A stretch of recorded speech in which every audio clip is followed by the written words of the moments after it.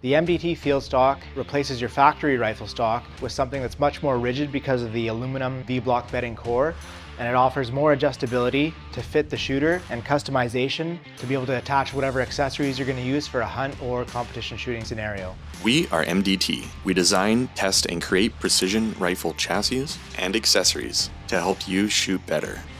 We're going to go through the unboxing, break down all the features of the Field Stock, and we're going to go through some installations here with some of the more common inlets that we have available. All right, so this is the box that your Field Stock is going to come in. It's a nice, well done cardboard box designed to protect the Field Stock. Inside here,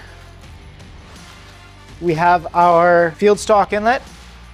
We can unwrap this from the protective plastic.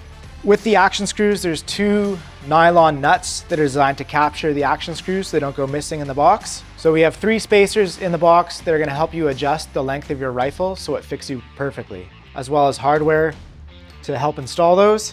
You're going to find an awesome MDT sticker and some accessories, as well as installation instructions. At the heart of the Field Stock is the V-block aluminum bedding block. So normally when you upgrade a rifle stock, you have to take your rifle and the new stock to a gunsmith, and they're going to inlet it, so they'll cut the rifle stock so it fits your rifle perfectly. They're also going to bed it so the rifle and the stock marry themselves into one piece. What we've done is invented the V-block bedding, which allows you to install your rifle at home without having to go to a gunsmith to get it inletted or bedded. A polymer overmold over top of that V-block bedding gives you quite a bit of warmth when you're out hunting in the cold, and also offers a ton of durability. The Field Stock also allows your barrel to be free floated in the rifle stock, so the barrel between these two areas is not touching. I can grip the forend in a way that it's not going to interfere with the barrel and affect the accuracy of my shot. One of the other big features of the Field Stock is that it converts your rifle to use AICS style box magazines.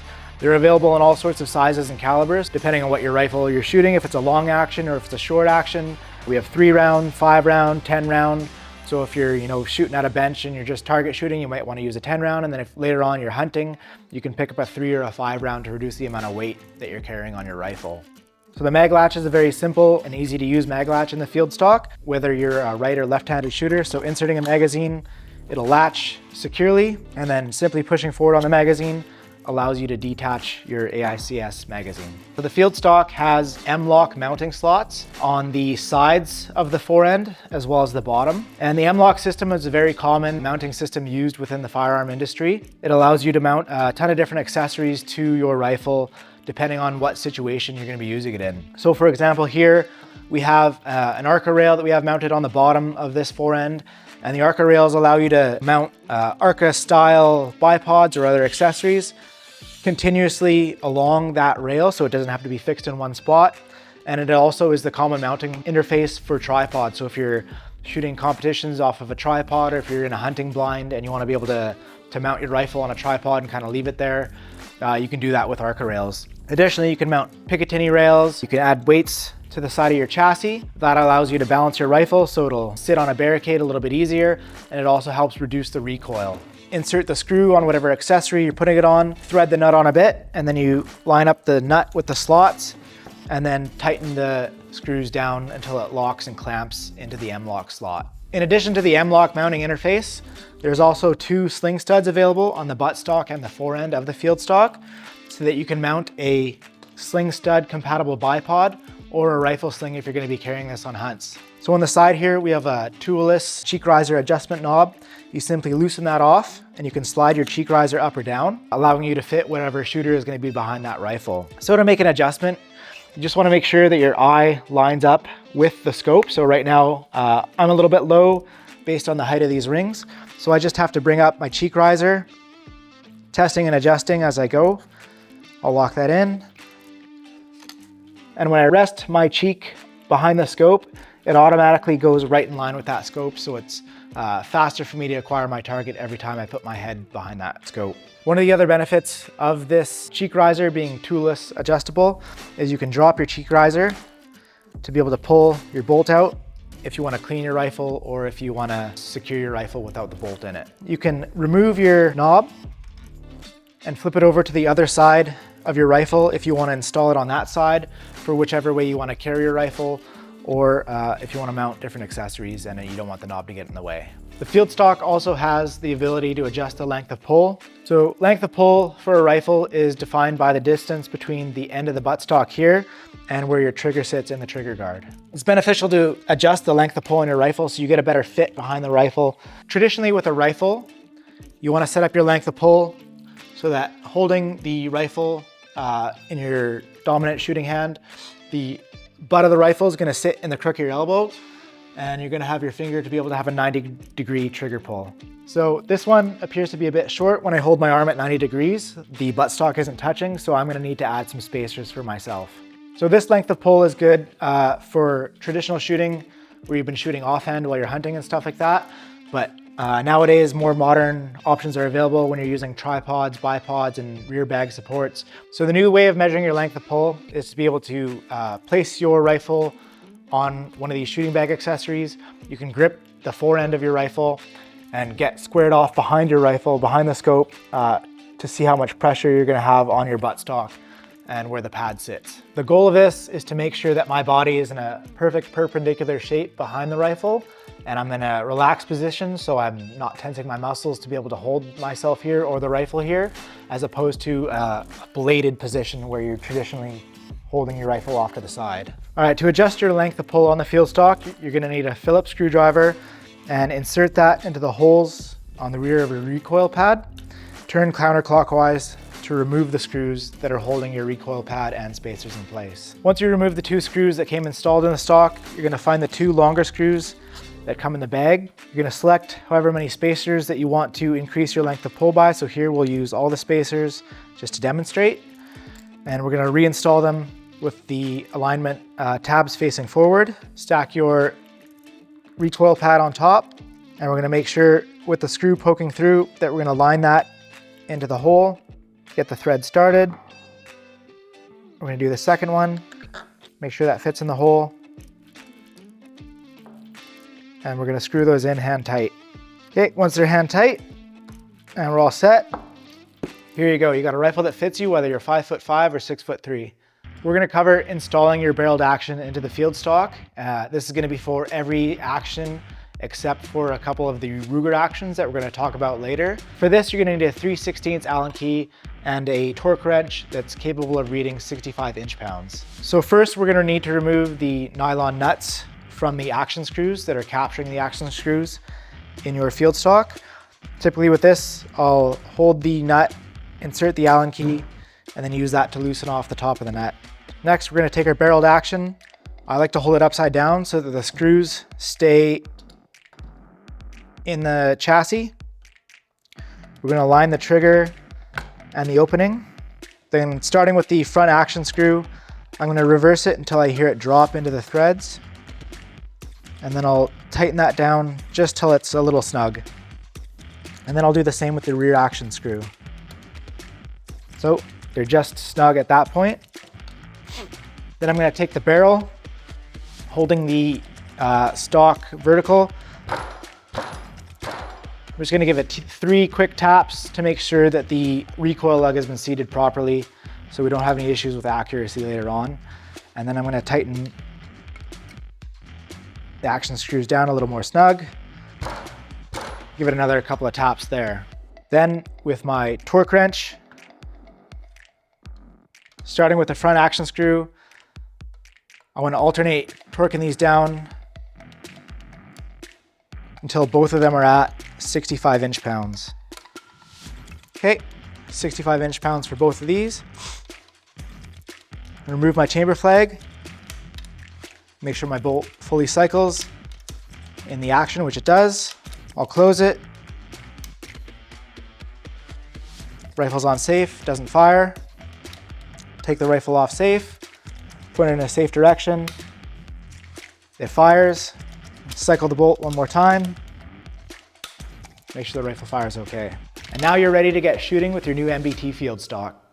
We're gonna be going over the installation for the Ruger American in the MDT Field Stock. For this installation, you're gonna need a small hammer, a punch. Here we have a 1/8 or 3mm punch, a Allen key, 3/16, and you're going to need some sort of torque driver to reach 65 inch-pounds. Also included is going to be the mag release with the spring, a pin for the mag release, and you're going to have a new pin that's a little bit longer for the bolt release retention. So to get started on the installation, first we're going to remove the bolt.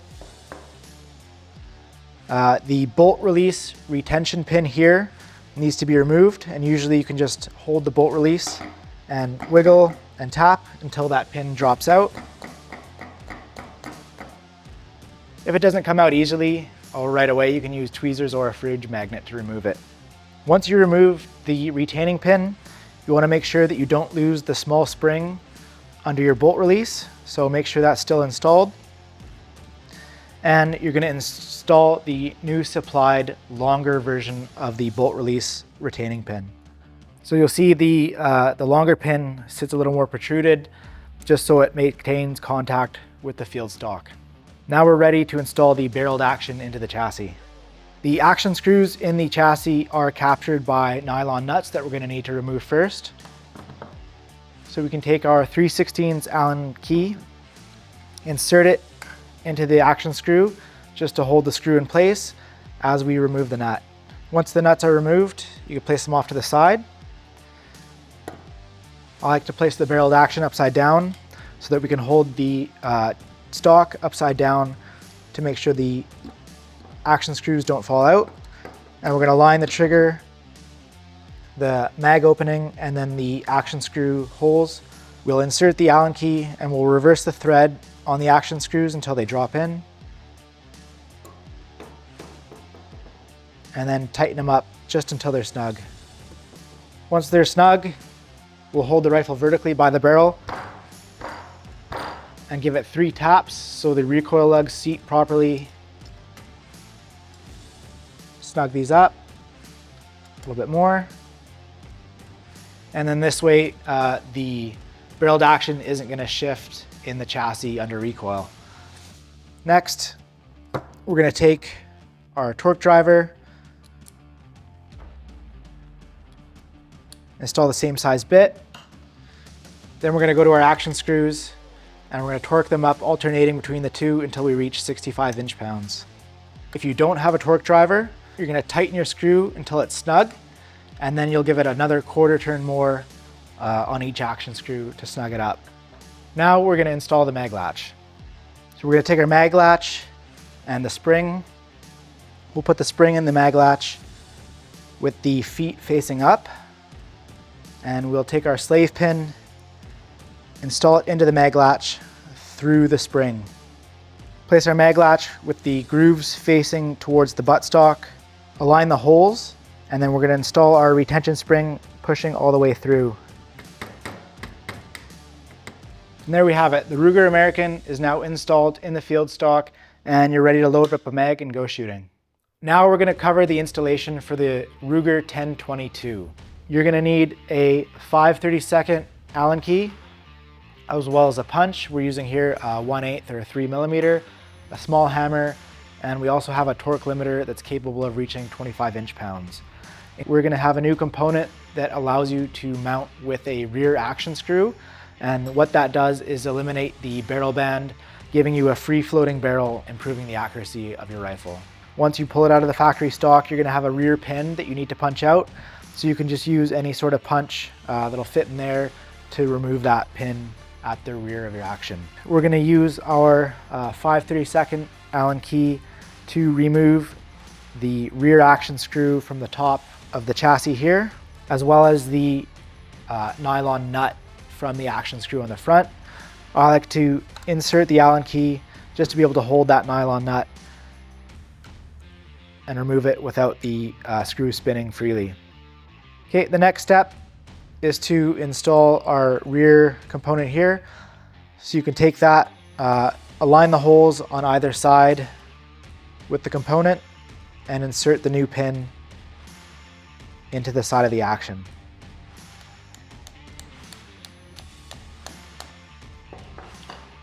Just ensure that there are 2 pins on the trigger mechanism that haven't wiggled themselves loose. If they have, just make sure you realign them so they're sitting in the middle. Next, you want to take your safety and push it in the middle, just so it slides a little more easily into your chassis. When we're installing the field stock onto your Ruger 1022 Action, there is a notch here that the field stock is going to sit in, so you're going to have to install it so that the rear of that aligns properly with the stock. Once it's sitting in place, we can use our Allen key. On the front action screw, we're going to reverse the threads until we hear it drop in, and then we'll tighten that just until it's snug. We can flip this over, make sure the rear component is sitting properly in the slot here, and then we're going to install our rear action screw, doing the same thing, reversing the threads until it drops down, and then tighten it up until it's snug. Then we can make our rifle vertical, holding the barrel. Give it a series of taps to make sure everything's seated correctly. And then we can go back down and we can use our torque limiter to snug our front action screw up to 25 inch-pounds, but I'm going to alternate between the two until we reach the 25 inch-pound limit. Once you've torqued down your front and rear action screws to 25 inch-pounds, you're ready to take your rifle to the range, put on a scope, and load up some ammo, and you should be ready to go. The field stock is compatible with a ton of different actions. Just scroll down to the bottom of the product page and see what rifles they're available for.